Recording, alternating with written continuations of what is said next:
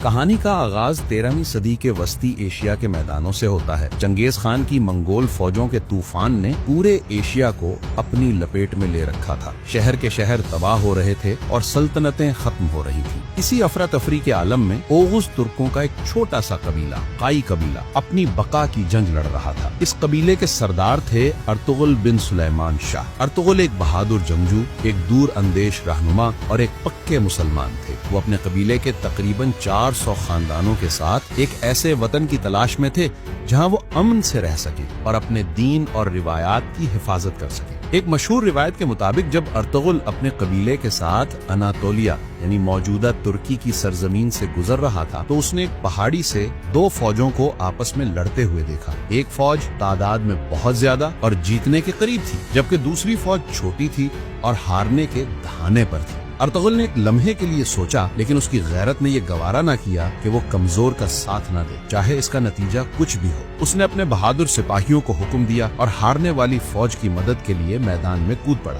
Ertugrul اور اس کے جنگجوؤں کی اچانک آمد نے جنگ کا پانسا پلٹ دیا اور چھوٹی فوج نے ایک شاندار فتح حاصل کی۔ جنگ کے بعد اس چھوٹی فوج کے سپہ سالار نے ارطغرل کا شکریہ ادا کیا۔ یہ سپہ سالار کوئی اور نہیں بلکہ سلجوقی سلطنت روم کے عظیم سلطان علاؤالدین قیقوباد اول تھے۔ سلطان علاؤالدین ارطغرل کی اس بے غرض بہادری سے اتنا متاثر ہوا کہ اس نے قائی قبیلے کو اپنی سلطنت کی سرحد پر بازنطینی عیسائی سلطنت کے قریب ایک زرخیز زمین عطا کی۔ یہ علاقہ سوغد کہلاتا تھا۔ یہ صرف ایک زمین کا ٹکڑا نہیں تھا بلکہ یہ ایک بہت بڑی ذمہ داری تھی۔ ارطغرل کو یہاں رہ کر نہ صرف اپنے قبیلے کی حفاظت کرنی تھی بلکہ سلجوقی سلطنت کی سرحدوں کو بازنطینی حملہ آوروں سے بھی محفوظ رکھنا تھا۔ ارطغرل نے سوغد کو اپنا وطن بنایا۔ اس نے یہاں انصاف، امن اور اسلامی اصولوں پر مبنی ایک چھوٹا سا معاشرہ قائم کیا۔ اس نے ارد گرد کے ترک قبائل کو متحد کیا اور بازنطینی سلطنت کے خلاف جہاد کا آغاز کیا۔ اس نے کئی چھوٹے چھوٹے قلعے فتح کیے اور اپنی ریاست کی سرحدوں کو آہستہ آہستہ پھیلانا شروع کر دیا۔ ارطغرل غازی نے تقریباً 50 سال تک اپنے قبیلے کی قیادت کی۔ وہ ایک جنگجو سے زیادہ ایک مدبر تھے۔ انہوں نے اپنی تلوار سے زیادہ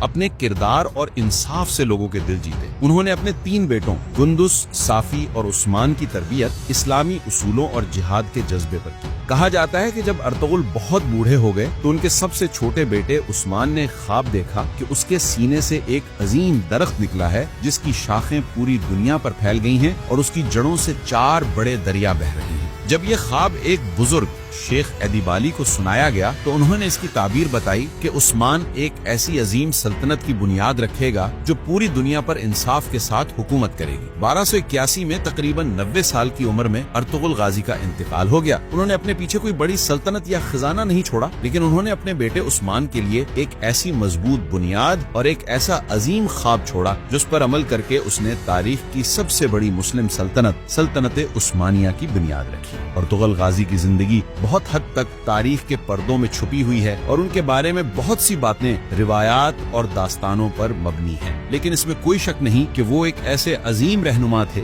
جنہوں نے ایک انتہائی مشکل دور میں اپنے قبیلے کو متحد رکھا، انہیں ایک نیا وطن دیا اور اپنے بیٹے کے دل میں ایک ایسی سلطنت کا خواب ڈالا جس نے آنے والی 6 صدیوں تک دنیا کی تاریخ پر گہرے نقوش چھوڑے۔ وہ اس عظیم سلطنت کے گمنام بانی تھے۔